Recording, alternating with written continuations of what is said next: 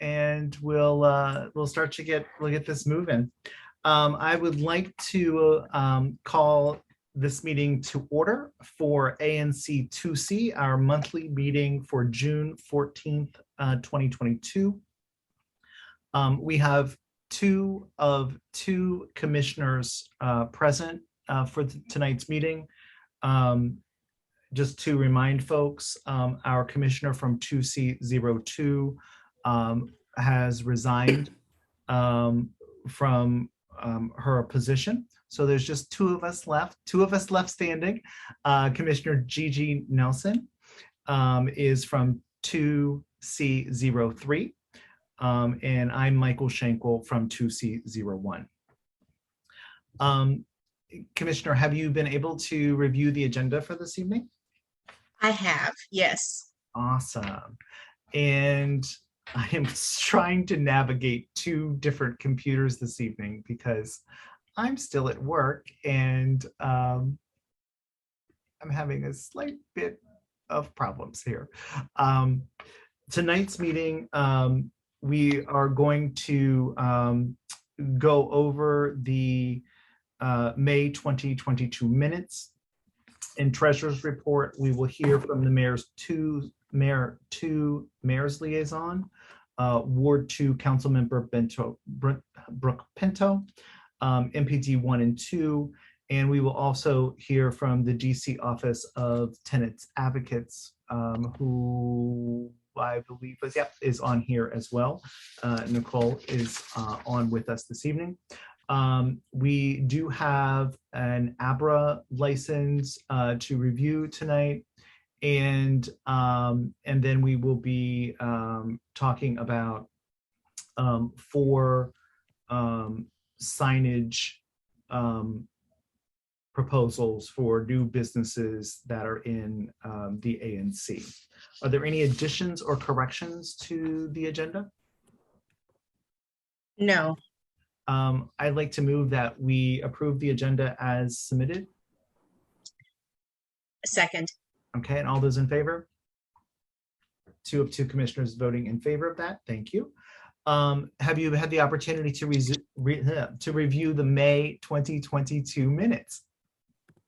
I have, yes, and we can approve them with an amendment to, or there'll be a little bit of a correction to the April Treasurer's report.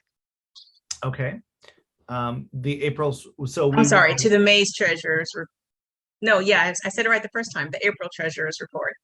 Got it. So we need to update the Treasurer's report for the May meeting. Yes. Yes. So the April, we need to, for the May meeting minutes, we need to update the Treasurer's report, and the rest of the report is good? Yes. Okay. Then I would move that we approve the May 2022 minutes with the revision to the Treasurer's report. Second. Okay, and all those in favor? Awesome. 2 of 2 commissioners voting in favor. How about the June's Treasurer's report? So it would be, yes, so that's, I have that now. Do you want me to go ahead and say that one, or sure. I'm not sure what you're, okay. Or what Treasurer's report are you giving us? so this is, we do it a month behind, so this is right. May. I'm sorry. Yes. You're getting me all confused, Michael.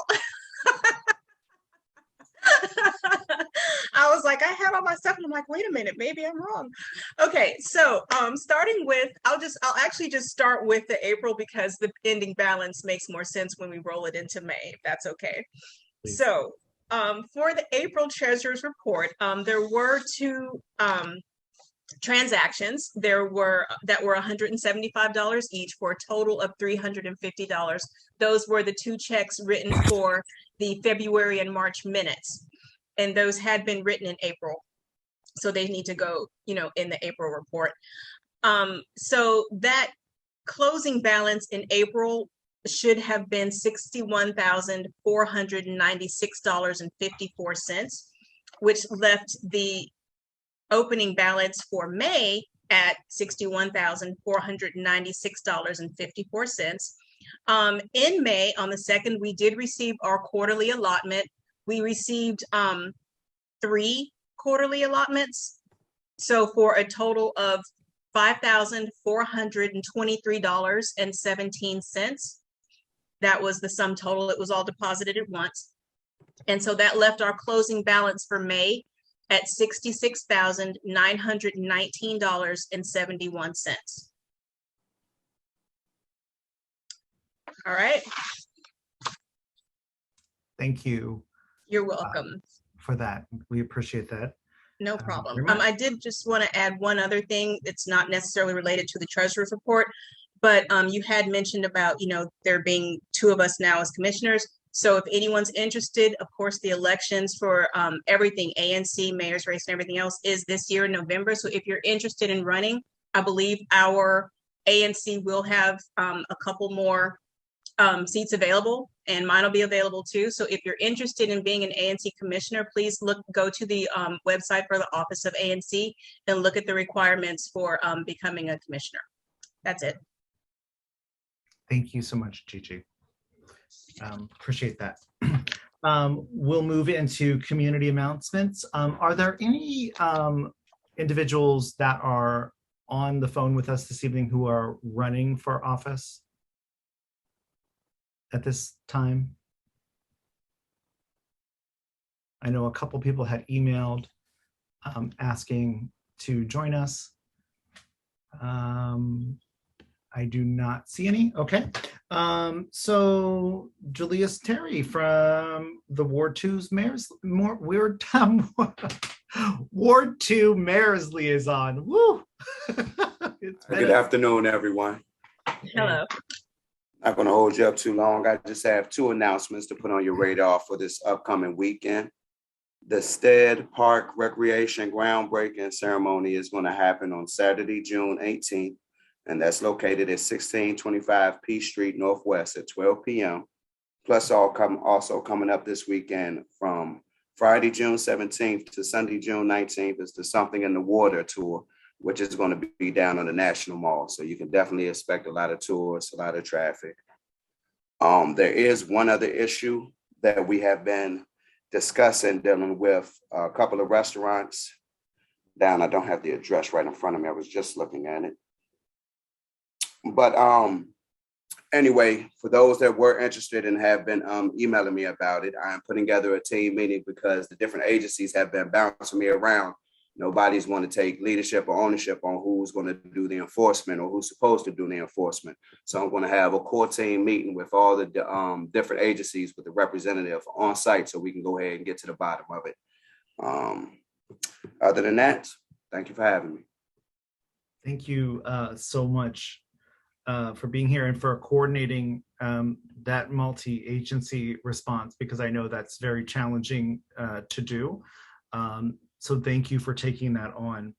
I also wanted to just bring awareness to you that I did receive a text message this afternoon from folks in the 900 block of F Street Northwest, and around 912, I believe it is, that there is a citizen who has started an encampment on the street, on the sidewalk, in front of the National building there, and apparently he or she has collected umbrellas from various establishments and has started that encampment. So if you could see if you could maybe get some folks out there, that would be great. Yes, sir. I definitely see if we can get it connected to resources. I really appreciate it. Michael, may I ask a question? I'm sorry, when Julius was speaking, I had a network problem, so I didn't hear I know, Julius, you're working on something. I just didn't know what it was. So I'm sorry, my network dropped out. Yes, ma'am. Were we talking about the Pat Handy shelter? No, we were not. Oh, Okay, We were talking about garbage issues. got it. Okay, sorry guys, thank you. Yes, definitely. Speaking of Pat Handy Shelter, Which I was going to ask about, yes. yes. Do we have any updates on the shelter's renovation process? I don't know if. So I don't have any plans yet. I haven't been responded back to, but I'm gonna make sure that I find out and I email it directly to you. That's great. I appreciate that. And Susan, was there another? Suzanne? No, that was my concern because a couple of weeks ago, before I left for Europe, there had been a string of emails where everybody was asking the same thing because people are having a hard time getting any kind of response from DHS. And so that's why I thought at first, perhaps that's what you were talking about. I was going to be like, yes, thank you. But yeah, so that's why I wanted to bring it up to see if anybody had an update.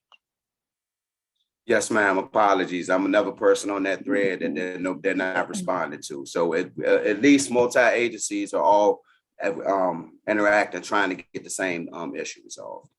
Yes, good. I'm glad you're part of that thread. Great. Thank you. Yes, ma'am. Thank you so much, Julius. We appreciate you. Moving over to Ward 2 Councilmember Brooke Pinto's office. Oops, did we lose? Oh, there she is. Hi. Hi. This is Ella. I'm here. I'm Hi, stepping Ella. in for Victoria on our team today, but it's nice to see you all. Is Victoria our normal? She is. Yeah. Okay, Today's her got it. birthday, so we're giving her the afternoon off. Well, wish her a happy birthday for us. Will do. I just have a couple very quick updates for you all. Last week, the council took their final vote on the Local Budget Act for fiscal year 2023. So we are officially through budget season. On that same day, the council also voted on the ANC redistricting boundaries. And I just wanted you all to know that there weren't any changes outside of what the task force recommended. All of the changes that were made during that vote were to Ward 3. So, the discussion surrounded around that. I also wanted to flag that election day is a week from today. So we have several different options of how to vote. You can vote by mail. You can drop off your mail-in ballot at a drop box. I believe your closest one is at the MLK library. You can also vote early in person, which is already started, or you can vote on election day. So make sure you get out to vote. And if you have any questions, if you didn't receive your mail-in ballot, feel free to reach out to our office or the Board of Elections, and I'll put our contact information in the chat. Thank you so much, Ella. And that was the second vote on the ANC redistricting. It was the final vote. So the final vote, yes. Yeah. So that is great. So we will have coming up in November, there will be 4 commissioners in 2C. Unfortunately, I believe we'll be losing, I believe Suzanne will be moving over to Ward 6. Is that correct? Well, every time I've checked maps, we are just barely inside Ward 2. Oh, well, there you go. Okay. I think sure. now, the line's right unless there. something changed, the line goes down 6th Street, right? Got it. Yes. Yes. Okay, so we are just west of 6th Street. So I think we stay with you guys. Perfect. So makes me happy. Yeah, yay. So we will be losing 2C, what is currently 2C, to Ward 6, but we will be gaining additional representation to the west of the ANC, of what we currently are at the ANC. Michael, it looks like Barb has her hand up. I guess she had a question for Ella. Hey, Barb, go ahead. Thank you. Oh, I'm frozen. Can you? Oh, there I am. Okay, so Ella, Councilmember Pinto visited the Residences Gallery Place like about over a month ago now, And the main issue that was discussed at that time was, you know, the excessive decibel performances, you know, by the buskers, and you know, the amplification, that whole issue, which has been an ongoing issue for a decade. But that said, so Pinto said that she wanted to turn over enforcement to the mayor's Office of Nightlife and Culture. And so I'm asking you if there's an update on that. Thanks.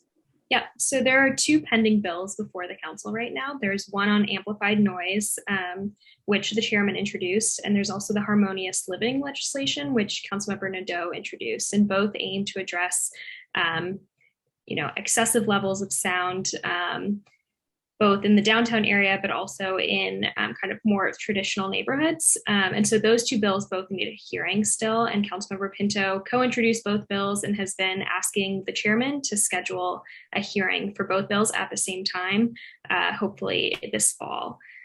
So we will let you know when a hearing is scheduled. May I do a follow-up, Michael? I know about those two bills. They've been sitting there for a year and a half. There was supposed to be a hearing in the fall. Apparently Mendelson felt he didn't have the votes, and so he didn't have the hearing.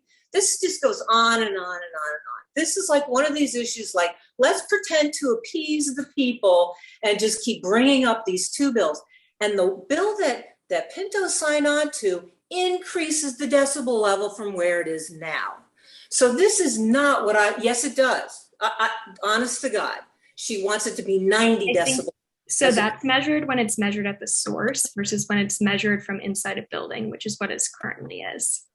I know this stuff. Mm-hmm. My specific question wasn't about those two bills that I think are anemic at best. My question is about moving enforcement to the mayor's office. That is my question. So that in the evening, there'd be somebody with a decibel reader who could come out, because DCRA will not come out after 5. So there you go. Yeah, I mean, that is something that the council member, as she has told you, is supportive of, and something that we hope when we have the hearing that we have a robust conversation about and is added to the bills when they're marked up. But unfortunately, because we do not have a committee at this stage, the council member will hopefully get one in January. The best we can do is advocate to our colleagues to try and get those hearings scheduled. And I know that the chairman has not moved these bills along for quite some time.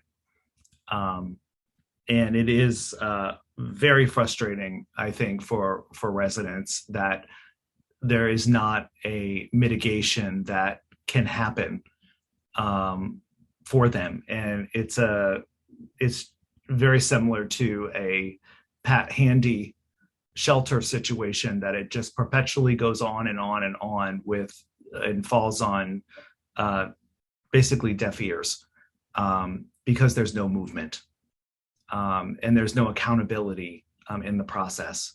So it's very disappointing that we are 4 years since I have been an ANC commissioner and trying to advocate for these issues, and there's still nothing done.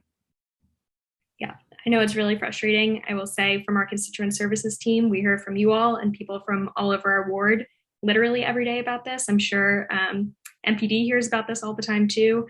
It's frustrating from a lot of different agencies' perspectives because we know what everybody is going through. And so I would just encourage you to also reach out to the chairman and lend your voice. I know my boss will continue to do so. But unfortunately, like I said, because we don't have our own committee, we cannot schedule hearings. Yeah.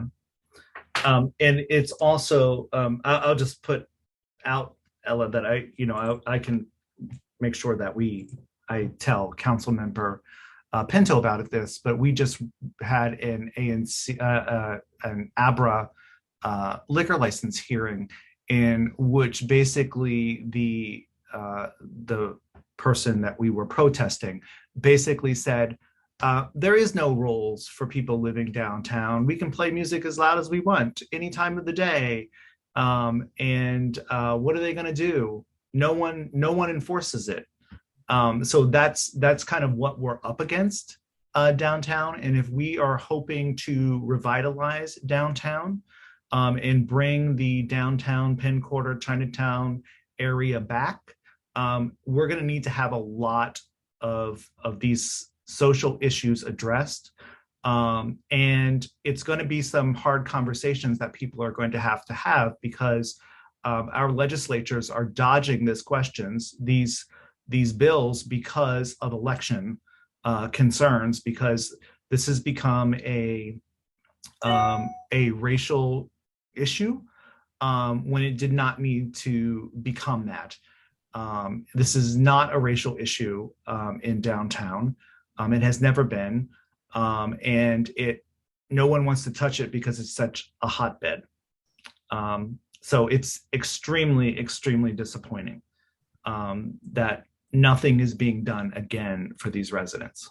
The saving grace in the last 4 years, this is terrible to say, but the saving grace in the last 4 years was that there was COVID, and that the buskers were not out there in the force that they were previously. But when I can hear the buskers, I'm at 9th and G, and this is happening at 7th and H, around that area, and I can hear every word that is being sung, that's a problem. Huge issue. Yeah. I have a question, Michael, following up on that, please. Yeah, please. So a long time ago, it was, I think, the year of COVID. Seems like a long time ago. Yeah, it seems like a long time. Right. The Gallery Place residents managed to put together a meeting that Chairman Mendelson actually attended, and there was a robust discussion on this. This was like January of 2020. Is it possible to invite him to one of our ANCs so we could also have this discussion? Sure, I'll be happy to. Because this is like the Pat Handy shelter. It just the status never changes, and it's very vexing. Yes, it's a quality of life issue. Yep, you are exactly correct. We can definitely invite you to it. That'd be awesome. Thank you.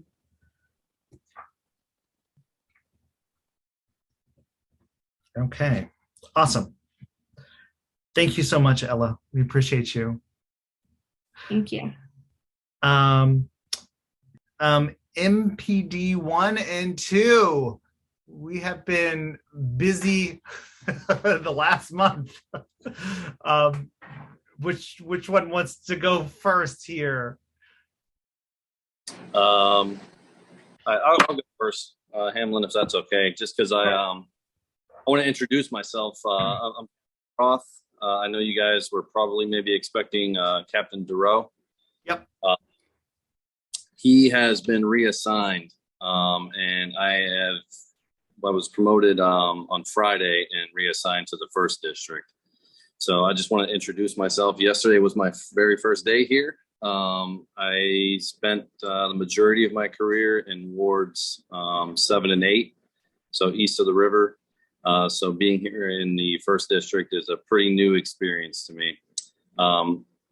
So I'm eager to, meet everyone, work with everyone, and I'm just listening along and seeing what some of the issues are and maybe how MPD can help. So, I guess I'm kind of curious to see what issues are currently the most pressing and what I can do from a law enforcement standpoint to help you guys out. So it sounds like you guys are having some noise at night issues over in the Chinatown area or Gallery Place. And noise all the time. I really don't. I've never been assigned to the 1st District, so like I said, this is all new to me. So, I'm open. I'm willing to help and do whatever we can.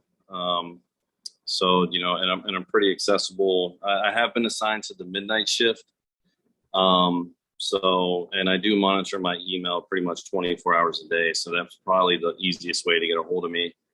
And my email is just, it's Justin, JUSTIN .Roth, ROTH @dc.gov. So yeah, so like I said, in my community meetings on in wards, 7 primarily, I really like to hear from the community members exactly what's going on and how I can help out. So if there's anything that's pressing, please let me know. I can give you a quick rundown of the stats that I have here if you guys are interested. But like I said, I'm not super familiar, as yesterday was my first day. On the job. Well, welcome. I appreciate you being here and participating. Or are you going to being assigned to the midnight shift? Would this be considered that shift this time period, or? But I just came in, so guys, and introduce myself. Oh, gotcha. I gotcha. I'm following you. I was like, yeah. I was assuming midnight meant truly midnight. But yes, we have continual problems, not only with noise, but there has been an increase in notable drug activity and petty crimes, I guess I would call them, in the 7th Street, 7th and H kind of corridor. We've had significant challenges for the last probably 2 years now related to the Pat Handy Center, which is a homeless facility that was originally for women, that is being renovated, but in the meantime they have placed men in the facility, which has brought a tremendous a lot of additional drug activity, predatorial behavior on the population living in the Pat Handy Center, and a significant amount of crime has been involved in that, including the alleyway between 6th and 5th north of H Street, which has been an ongoing problem in the ward. And I know that a lot of the crime that is experienced in that part of the ANC is related either from residents in the Pat Handy Center, or from those who are there preying upon that population. And I think that that's what has happened at the Catholic Church there on 5th Street recently, with the vandalization that happened, and the person apprehended with a gun, I believe, that occurred there. And I know, Thomas, you live over that way and have your hand up as well. I think you're on mute. You're still on mute. So that's one major issue while Thomas figures out. Yeah, can you hear me now? There you go. Okay. Yeah, this is just a rather recent occurrence. I was walking my girls to school on F Street yesterday, right by the Ventana, and I noticed there was a homeless encampment there. 3 individuals, 3 umbrellas, piece of carpet, pallets, and personal belongings, like directly right in front of the Ventana. And I don't know whether Joanne's on the call today, but when on our way to school, there were some squad cars that had come up to kind of investigate what was going on. And on our way home, the squad cars had left already.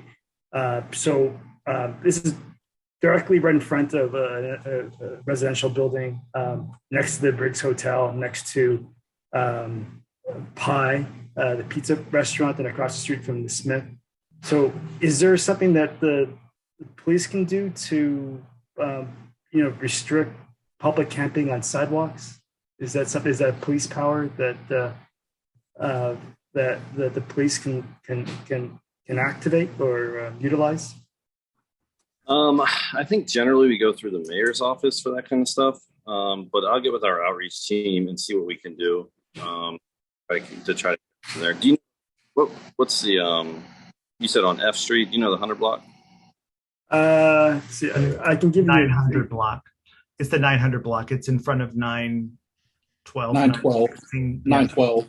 And that's actually MPD 2 area, I believe. Yeah, and we do have Officer John Wright on with us. He deals with homeless community outreach in 2D, and he's a very big a very big part of that, and has a lot of information. And it is accurate that we can't necessarily enforce camping on public space. It is a violation of DC code, but it's not something we're able to enforce, within the agency at the time.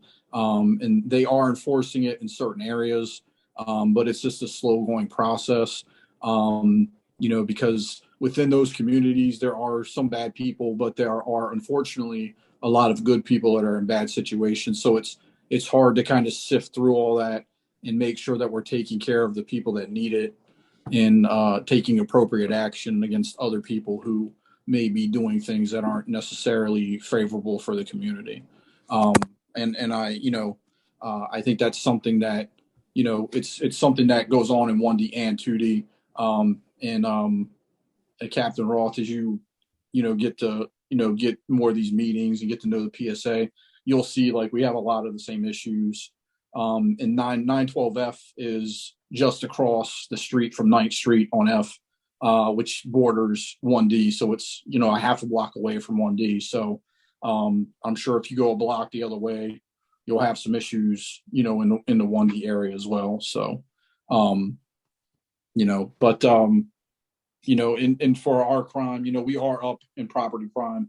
As you guys see, there's a steady increase as we get off of COVID.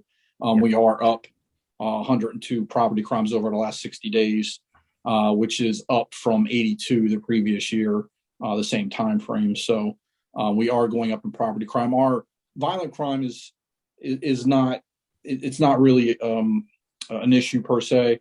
That's kind of staying at a level. Obviously violent crime is serious, so we are concerned about those things, but that's not really what 209 deals with. We deal with more the property crime issue, mainly around City Center, and then on F and G Street between 13th and 11th is where we see most of our theft and theft from autos. And that, as far as I know from, listening to Captain Duro, a lot of that issue transfers over onto the 7th Street side where there's a lot of theft, a lot of noise, a lot of people dealing drugs, some homeless encampments over there as well. So we have all the same issues, and so and I did want to say congratulations to Captain Roth. He just got promoted, so congratulations to him. And John, did you have anything to add about homeless outreach and the encampments? Sure. I was going to say that the advice that I kind of offer up in these situations, just to echo what you said, Lieutenant, the police are not enforcing camping on public space as a legal issue. We assist with cleanups. If there is a disposition order granted by the mayor's office, we will assist for security, but we don't participate in physically moving anything or moving people along. If you have a new encampment that's popping up, particularly this one, I would encourage folks to be proactive with documenting that. And by that, I mean a handful of things I took notes on and thought of were the things to notate: waste, trash, biohazards, increase in rat presence, things like that. That's actually going to get a lot of the DC government agencies involved a little bit quicker, because it's going to be an unsafe and unsanitary living condition for those folks that are living out in the streets. So those are things to be notated. Also, I heard in the beginning said that there being umbrellas taken from businesses and being used for these encampments. We can't do anything about that unless there's a police report. So please, please, please, the thing that I harp on the most is to tell your constituents and your businesses, if they are a victim of a crime, even if it's petty or small or inconsequential to them, it builds. So to please call 911 in real time, to please make themselves available for the police officers to respond, because we can't take reports without a victim. So for instance, the 912 F Street, the encampment, you can see that there's umbrellas that are taken from places, and it may be clear that it's stolen, but without a victim, we don't treat it as stolen property. So in an effort to curb that negative behavior, because it will grow and people will become emboldened, to please call the police in reference to that. And then again, we need 911 called in real time. We need our victims to cooperate in the process, and that's from merely making the report through the legal journey. U.S. Attorney's Office won't prosecute cases unless there's a victim that's willing to participate. With COVID, it's delayed the legal process, so that's something that's they're very much not willing to move forward with cases unless our victims are willing to be a part of that. And if I think of something else, I'll let it be known. Also, one of the big tools that we've had a lot of success with, it's something small as the barring notice. Would encourage all your businesses to have barring notices on hand, just in case an officer who comes to assist may not have one with them. They may not have that in their folder of stuff, and they may be out. Those things are really, really effective as well. So my advice is just be proactive as things develop, and document things in case the folks that you happen to have popping up are the bad apples, as opposed to the good apples that just don't have a home. Thank you for that. And I know that we had, was there a shooting incident that occurred at the end of May on 9th Street near New York, I guess it was? Yeah, there was Yeah. Oh, go ahead, John. Go ahead, John. Yeah, there was a homicide in that area. Our homicide branch has made an arrest in reference to that. I'm not going to comment on their investigation because it is still ongoing. But there was one, and it's believed to be an isolated personal issue. Got it. Thank you for that. I appreciate it. That update. Any other feedback for our officers this evening? Yes, I have a quick question if I can. Actually, two questions. One is when you say that the police can't enforce camping on sidewalks, how is that enforced? Is that therefore up to other city agencies and they have to come together? That's what's going on? So with the camping on public space, the main agency that addresses that is DMHHS. They're going to be the ones that are going to put the disposition signs up. They're going to be the ones that handle the cleanups and coordinate those type of things if it is so deemed that that area is to be cleaned up. I hear people all the time frustrated, disappointed, because there are statutes and there is DC code in reference to camping on public space. It's just not being enforced by the police. Okay. And congratulations to Captain Roth. One thing I would like to ask about is last weekend we had the ATVs come through on 7th Street, and sometimes they also come down Indiana Avenue. And I know this is another one of those hot button issues. What is the current policy for preventing hazardous driving? Well, I don't know if you want to take that, handle. So basically what happens is we try to identify the drivers of the dirt bikes and we apply for warrants later. Now, as mentioned before, whether or not the U.S. Attorney's Office or OAT are going to pay for those or do anything about it, that's a completely separate issue. But we do try to get our intel units out there or our helicopter up to follow them. If we can catch them at gas stations, where maybe we can effect an arrest right there, then that's something that we've also tried. But as far as like pursuing them or doing anything like that, that's not going to happen. Yeah. Okay, thank you. Thank you for that. And Barb, I saw your hand go up and down maybe. I was trying to take it down and Okay, got it. Oh, sorry. That's all right. No problem. I saw it go up and down, but I just wanted to make sure. Any other questions or concerns? Thank you all so very much for your work and helping our neighborhoods and being there for us when we need you all the best. We really appreciate you being here tonight and providing us with an update. And Captain Roth, welcome to ANC 2C.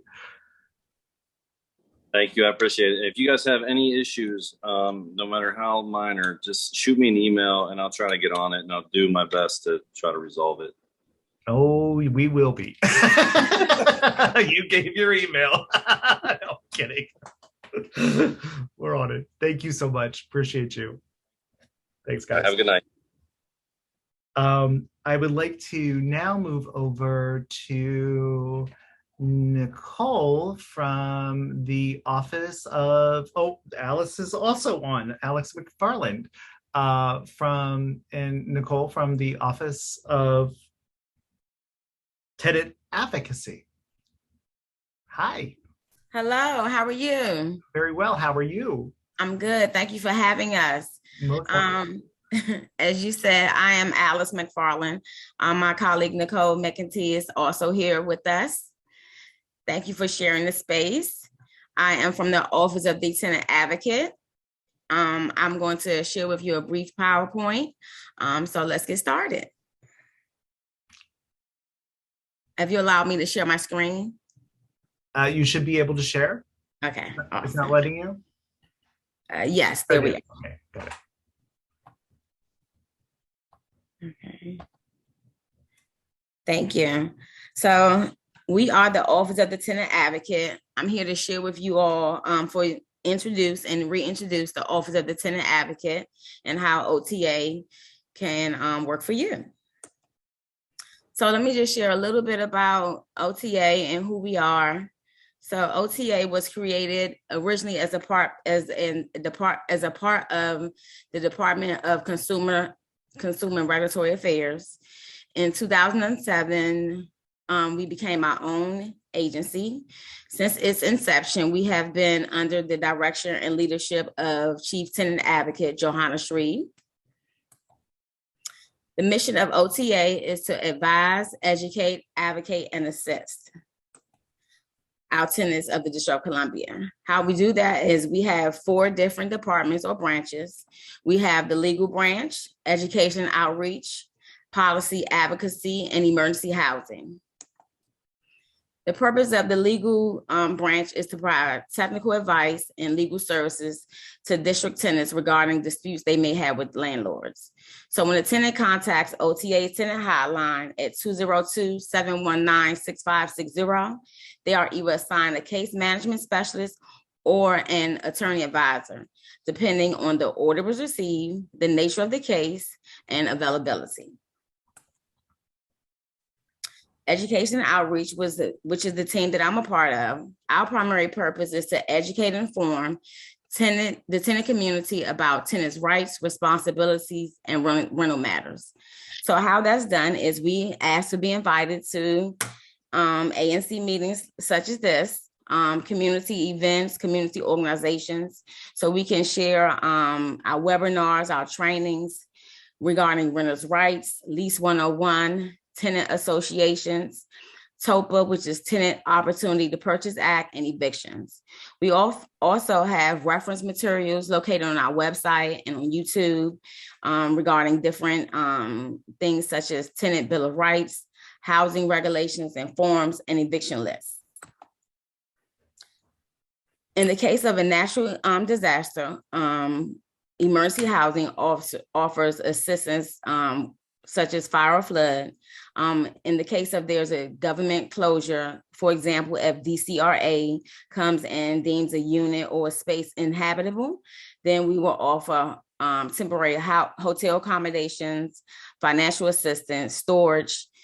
We also coordinate services with other district agencies and community-based organizations to ensure that tenants are provided the necessary resources they need if they are displaced. We also have monthly renters' rights training every third Thursday, YouTube tutorials. We have posters and flyers and forms. We also provide tenant training upon request and also TOPA training. Now that the public health emergency has ended and the District of Columbia has deemed evictions now allowable. So in the District of Columbia, tenants may be evicted for one of 10 specific reasons. The two most common reasons are for non-payment of rent and lease violations. All tenants being evicted for a lawful reason in the District of Columbia must receive a written notice with various requirements, including the reason for eviction.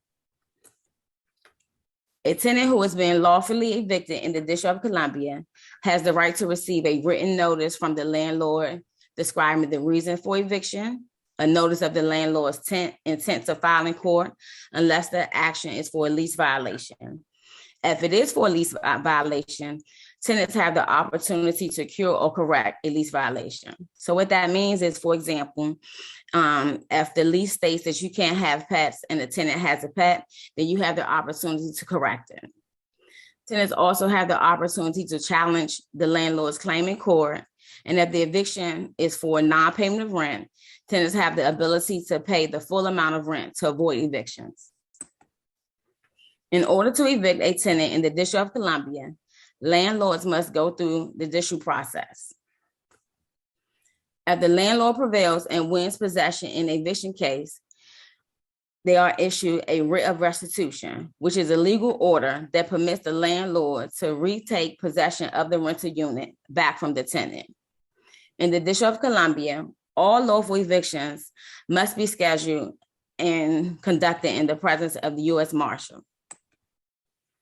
Self-help evictions are illegal. When the landlord changes the locks or removes a tenant's belongings from the rental unit without presence of a U.S. Marshal, that is illegal and prohibited. The tenant has the ability to contact the local authorities. If you are at risk of evictions for non-payment of rent, you have one of three options. You can apply for emergency rental assistance, request a payment plan from your landlord, call the OTA's hotline, which is again 202-719-6560. If the eviction is for a lease violation, please call our tenant hotline again at 202-719-6560. If you or someone you know needs our assistance, please do not hesitate to contact us. Either our OTA tenant hotline, our website, which is ota.dc.gov. We are also on Instagram and Twitter at OTA@DC. I'm going to stop sharing my screen so you all can have the opportunity to ask me some questions. Thank you so very much, Ms. McFarland. Really appreciate your agency in the work that you do. I've had several folks that we have referred over to you all over the years that have had really successful experiences with you. So thank you for that. Thank you. Are there any questions for the Office of Tenant Advocacy?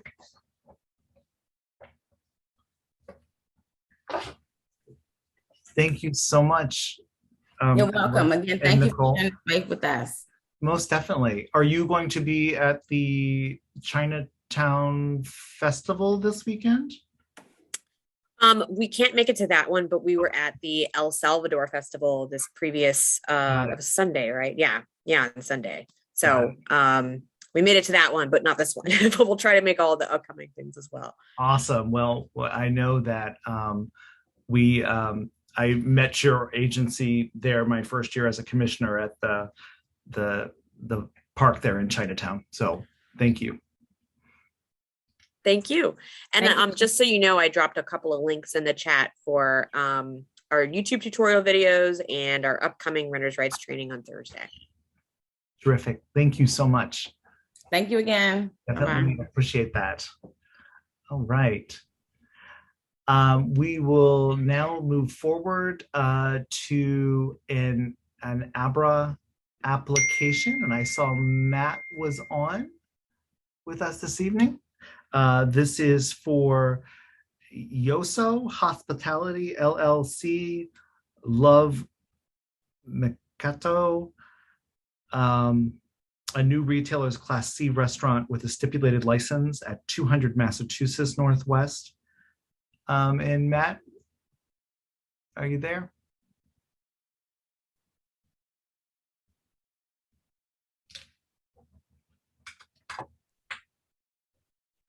I don't hear Matt. Oh, there you go. yeah, sorry about that. Having some technical difficulties this evening. My apologies. Not a problem. Yeah, so like I said, this is a retailer's Class C restaurant ABC license application for Yoso Hospitality, trading as Love Makoto, which is the first name of the chef and one of the major investors at 200 Massachusetts Northwest. It's in the Capitol Crossings development.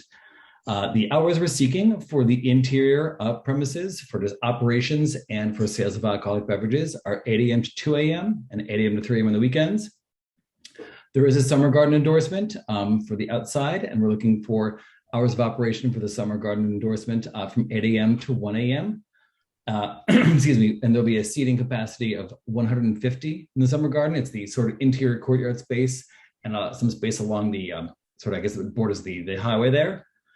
And just a bit more about the concept. Generally, it's going to be obviously a Japanese restaurant, sort of a food hall with different aspects. There'll be sushi, there'll be sort of ramen stations, there'll be almost a mini food hall of Japanese and Asian cuisine that it's not a traditional ordering system. We do a screen interface. So it's very much almost, let's say touch free because there's some touching, but very, I guess, COVID friendly and thinking ahead way to have a dining experience and also provide you a lot of different options at the same time. And so we're just looking for the ANC support for the license, and because fingers crossed, if construction comes out okay, we should be ready to open right before, just after the petition deadline date. So we'd like to have the stipulated license hopefully in line just in case it actually works out. We're actually ready to go a couple of days before the ABC board fully approves the license. Again, fingers crossed. Got it. And when is your approval? When do you think you might be open? So the petition deadline date is July 11th. Yes. Usually after that passes, the ABC board usually takes a week, maybe two, to actually approve the license. So if we can get the stipulated license beforehand, if everything else is ready to go, construction's finished, business license, and we're just waiting for those couple other days, we can begin operations as if the license had been approved until it actually is approved, a week or two later. Got it. And I just want to note about the hours. These are usually a bit longer for the outside than we have in this ANC, but they're consistent with those in and around that area just because it's far removed from some of the residences. And I think it's Bar Spiro, and I forget the name of it's Wise Guys Pizza, but there's the carving room, I think, just around the corner there, also has similar outside hours. So we're just trying to keep things consistent with everybody else. Yep. Makes sense to me in this area. Gigi, do you have any questions? I don't. Thanks for asking, but no, I don't have any questions. Then I'd like to move that we send an approval letter for Yoso Hospitality LLC for their new retailer's Class C restaurant license with a stipulated license. Second. And all those in favor? So 2 of 2 commissioners voting in favor.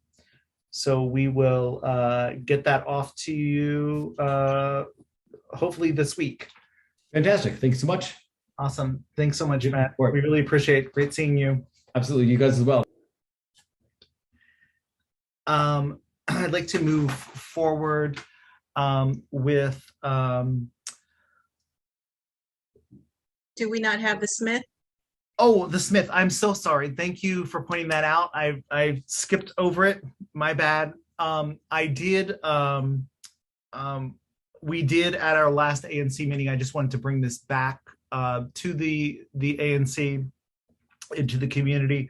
We did vote to protest the Smith license based on the need to resolve a parking issue that was blocking the alleyways behind the restaurant.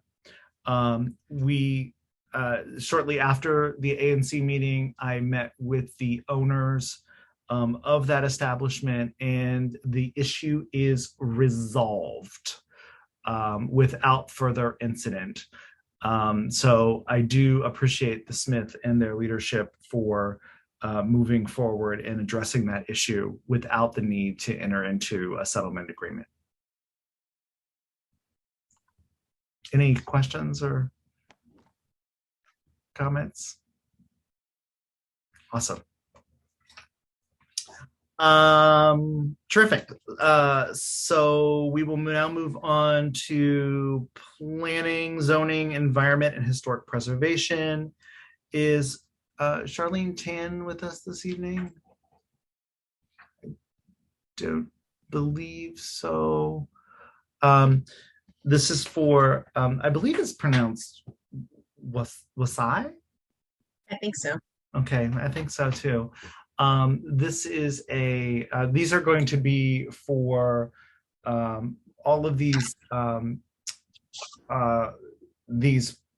approvals are going to be related to the Chinese Historical District and requiring specialization of signage around the establishment based on the area protocols. And this is for the Office of Planning, just to let folks, fill folks in on that.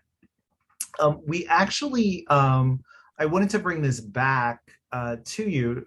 We were asked to review this again because it was so long in the process. This restaurant was, or this establishment was delayed, I'm assuming by COVID and everything else that was happening. I'm trying to pull it up here right now for us. We approved this this signage schematic back in September of 2021. And I just want to project this here. Let me just open this. I'm sorry. Just a little bit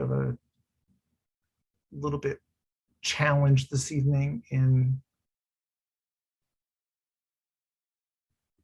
back up. Yes. Okay, here we go. So I'll display this for us now. Okay, here is, can you all see that? Yes.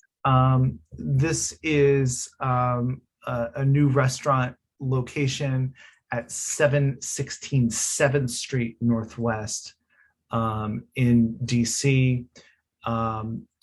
So this is a new restaurant location, Chinese cuisine, and they're looking approval of their signage according to our current I'm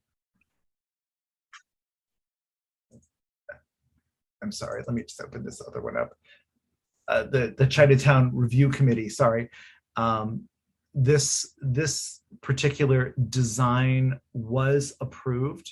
It is a lighted sign, but ANC needs to put their approval on it. The elements that are required, elements in the Chinatown area, is that the signage has to have Chinese lettering. at or equal size to the English version of the sign, and this fulfills that in that process. Does anybody have any feedback, questions, concerns related to this signage?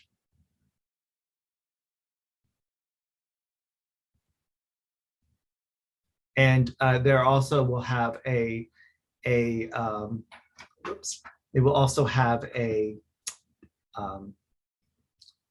blade sign, which will go down as the other signage on the streets. All the restaurants have a blade sign. They're required to have a blade sign as well associated with them. I don't have any concerns about this sign at all. Gigi? No, none here. Okay. Then I'd like to move that we send a letter of support for the signage at LaSalle. Second. Okay. All those in favor? 2 of 2 commissioners voting in favor. So that's our first one. We have a couple here. The second one we'll move on to is Bulldog. Bulldog is located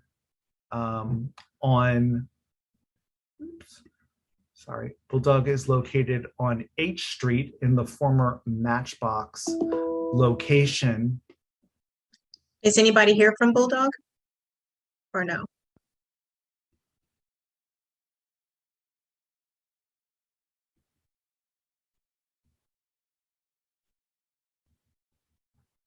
I did not, I'm sorry, I was pulling the signage up. Did we have anybody here? I don't think so. Okay. Share this with you all. This is, I'm going to try to make this bigger. Please bear with me. Okay. So this is as I said, the former Matchbox location, which is at 713 H Street Northwest. They're looking to do two signs on the building. One is related, the blade sign, which would be, I'm trying to zoom in here if I can. Is that zoom for you all or just me? It's actually pretty, yeah, it's pretty zoomed in. Okay, good. This is the blade sign that will be out from the side. The bottom sign, which would be Bulldog Pizza Bar and Sports, will be down below where the Matchbox sign was located. It's using, hang on one second. Good night, Mike. Good night. Talk to you soon. Sorry about that. It will be, they'll be using LED letters for this establishment when it opens. I believe it's open now. It doesn't have this, I don't know if it has the signage or it's just temporary signage. 24-inch letters. Any concerns with the signage from this establishment? I don't have any concerns. I was just trying to see, do we know, like, are they based out of somewhere else or is this like a local thing or do you know anything about it? I didn't see anything. We approved a liquor license for this a while ago. It's a pizza sports bar kind of. Right. I was just curious about where the name came from, like why it's called Bulldog. There is a statement behind that on why it was called Bulldogs, but I am not certain I can answer that right now for you all. Understood. Okay. That's all I got. But they do have bulldogs pictures or statues inside. Okay. I'm told. So, Okay. so I would like to move that we send a letter of support for the signage at for Bulldog at 713 H Street Northwest. Second.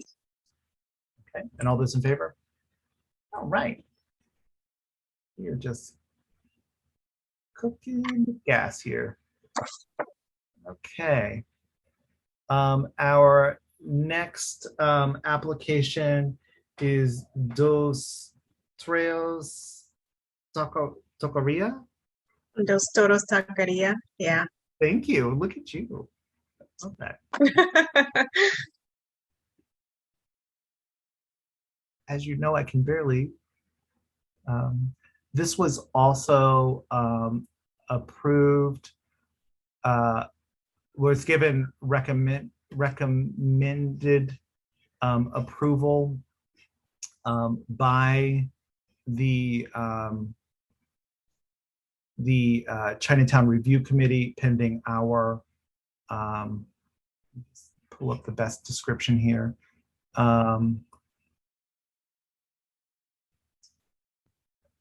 Okay.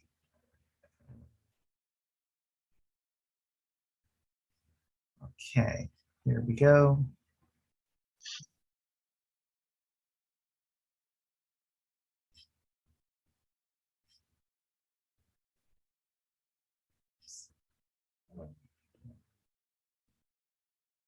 Okay, there we go, I believe. This is a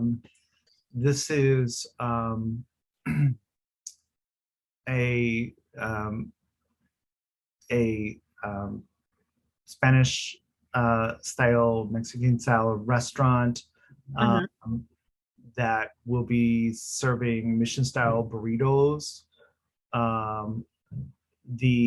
This is also located at 707th Street Northwest, which would be this would be where the if I'm correct, the 707th Street is where the former Eagle Bank was located. Just make sure of that. It looks like it's across from the McDonald's. Yes. This would be on the corner there, right across from the McDonald's, taking up that side of the restaurant. They'll be putting, it looks like a reddish color on the sandstone or white, I think it's white actually, or cream colored signage around the top of the store. They're going to have some restaurant, they're going to have some outdoor seating associated with that. Peppery, I'm sorry, they're going to use peppery. I love that. And iron ore and this Shojai white paint colors for the signage. And they will be, as you can see, the signage will be around the top of the building on the side there. Any questions related to this particular signage? It looks kind of nice. I'm happy that this space is being revitalized. Yeah, and I'm looking forward to some really good Mexican food. And since I'm hungry this evening, it looked especially good, didn't it? And I'm thinking about a potential margarita associated with it. There you go. So do you, I can move to send a letter of approval for this? Terrific, I'll second that. And all Okay, those in favor? great. So 2 of 2 commissioners voting in favor of that. The final the final signage that we have tonight to review is related to Taffer's Tavern, which is opening at 700 6th Street. And they will be having, this is part of John Taffer's chain, the restaurant or the bar rescue person on TV, Taffer's Tavern. They're going to be using black text with copper metallic writing across the top. The Chinese letter transition off to the side. There'll be some decorative Chinese elements on the awning to the entrance of the restaurant. Again, I think this looks very tasteful in its projection, and you see that the blade sign coming out from the building will be replaced. The current blade sign will be replaced using this kind of circular blade sign sticking out from the building, which I also think looks rather tasteful. Mm-hmm. Any concerns or? No, none here. I move that we send a letter of support for Taffer's Tavern. I will second that. All those in favor? Okay, 2 of 2 commissioners voting in favor of that. So thank you very much. Is there any other items of business that anybody wants to bring up or discuss this evening? All right. Commissioner Nelson and I have been speaking, and at our next meeting, we will probably, I'm speaking out of turn here, Gigi, but we will be hopefully bringing a proposal to the table to hire some additional administrative support for the ANC. Lots of ANCs have an administrator of the ANC that deals with a lot of the minutia that happens between meetings related to construction sites, approval after hours permits, etc. We're looking to bring someone in to help coordinate that for us and move that along. Additionally, we are going to be losing our minute taker, Laura. I believe this will be her last meeting that she'll be transcribing for us or preparing the minutes for us, and we will be looking for a new person to develop the minutes for us. So if you know of anybody, we would love for you to pass their names on to us. For either of those roles, we'll have more job descriptions by our next meeting. But in the meantime, please do share those with us so that we can kind of jumpstart the process. As always, we would hope that these individuals would be DC residents and residents of 2C if possible, but that may be a tall ask. But we're always looking for folks to help, and do, as Commissioner Nelson indicated, do keep in mind that if you're interested in running for an ANC position, please consider that. Gigi and I would be happy to speak with you about the role.